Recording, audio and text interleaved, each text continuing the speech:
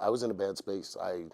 Mentally, I needed help. Yeah. And I'm thankful Yeah. to have the help, because I don't know that I'd even be here without it. Sleep was major. That was a major hurdle to get over, to be able to function every day and to get out of my own head. And what we experienced was traumatizing, and I'm thankful that I was able to get the help that I needed, and her as well. I guess just accepting the help sometimes is tough, you know, not being the one that like always helps everybody else. So like letting down the guards of like, hey, you probably should talk to somebody because you're holding it all in, you know. We still have our moments. We'll never forget. Loud noises still scare us. We look for exits when we go into every place that we go into, and you know, we still have those nothing will ever change what happened, and we can't go backwards, but we can move forward. We can move forward, and it's nice to be able to smile every once in a while, and to not feel bad about smiling. Yeah, not feel guilty. Yeah. Did you guys feel guilty for Always. smiling? Yeah. Because, like, all these people around us were, like, hurting. We were hurting as well, but, like... Didn't feel like we were allowed, like it was Right. okay. I imagine it's got to be nice to have each other and someone else that at least kind of knows what you're going through. We just had that conversation this morning or last night, last maybe. night, I think. That, like... We don't think that we'd be together if one of us was here and one of us... either way, if one of us was here and one of us wasn't that night, we don't know that how we... would have handled it then, because, like... Really? Not being able to understand, like, what that other Like person the is going through. guilt of not knowing, not being here, and having my wife here, or vice versa. I mean, she's caretaker number one, so if I was here and she wasn't, I don't know that she'd be able to forgive herself. You're different. You're a different person, and it's a different experience when you're sitting there and you're watching it. And for us to navigate it together, I think has helped us support each other and be able to understand what we're going through. I feel like the only thing I can compare to, and it's a terrible comparison, is like when a couple loses a child, though. And it's like sometimes they make it through, and sometimes the grief is just too much to navigate. Right.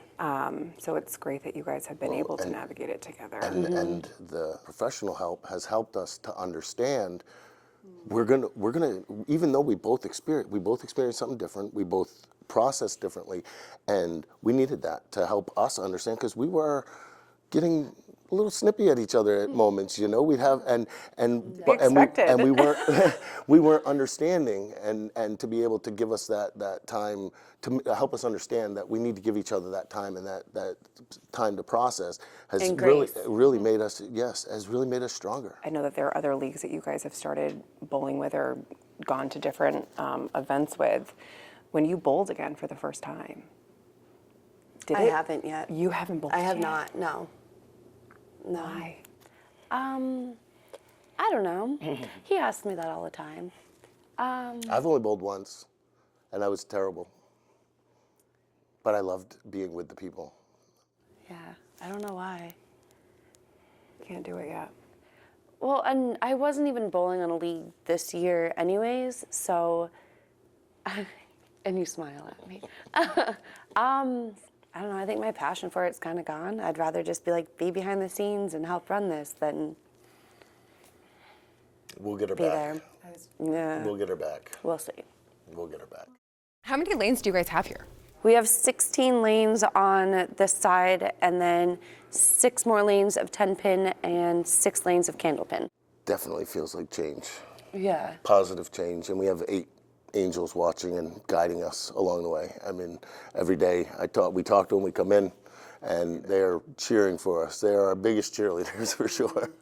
Justin and Samantha Juray have spent the better part of the last 12 weeks laying down new flooring, replacing damaged equipment, and transforming a space touched by tragedy, all for a community they love. It's just making it better, making it new and fresh, and making them proud. Well, we have the new monitors, the new computer system, the BPAA, the bowling proprietors. Frank DeSocio was amazing. he called us up and said, what can I do for you guys? What can I do to help? On top of that, he worked with Brunswick. They came and installed a whole new scoring system and Gutters, gutters, bumpers. bumpers. After everything you guys have been through and navigating moving forward, that has got to be such a sense of relief. It's a new step forward. It's going to help us to be able to reopen and run the business and offer a better product, better service, and a more fun environment. And we're making changes to the other side, adding some new stuff over there, just to make it just a different experience. What do you want it to be like for people when they do re-enter the space? To feel welcoming, I guess, and like safe. Yep. How do you do that? How do you make people feel safe after something like this? We are trying, but we don't. I mean, other than metal detectors and an armed guard, I mean, how do we stop that? And that's letting the freedoms go at that point. That's not welcoming. That's not welcoming. Who feels good about seeing an armed guard standing at the door of a bowling center, a family fun center? I mean, that's not Maine. That's not America. That's not normal. It's a balancing act. It is. It sounds like. It's the security, the doors. We're changing the doors to do that, and I mean, we're going to take the necessary steps that we can. We're adding cameras, but there's a deeper problem than all these businesses and schools and things that are being affected on a regular basis. There's a better answer than having to have somebody stand at the door Of a family. of a family environment. Yeah. Have you thought about changes in general that could happen to prevent something like this from happening again now that you've lived through the nightmare? Many. I don't know that I have all the answers. You know, I watched Stephen Colbert, and he kind of like said exactly how I felt about it. It's not a gun issue. It's an everything issue. It's a humanity issue. The Jurays have been sharing their journey to reopening on social media. They say their family, friends, bowling community, and beyond are why this next chapter is possible. It's been amazing. We couldn't have done this without all the help that we've gotten. They carried us through. And I can't wait to open. I can't wait till we can bring them all in to thank them. And that's still up in the air. Absolutely. We're hoping for April, but as it says on our sign outside, spring. Contract work is contract work. I'm ready to have the community back. I miss everybody.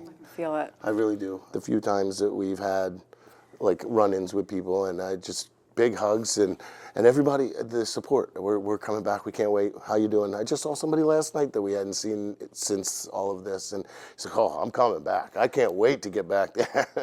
That's Big gotta old feel bear hug. so good. Yeah. Because I Yeah. can't imagine you guys probably feared, like, no one's ever going to come back to this place. Of course. We've been told by like Statistically, yeah. but this, I feel that this community is way beyond that. And we're different. We're Maine. Maine sticks together.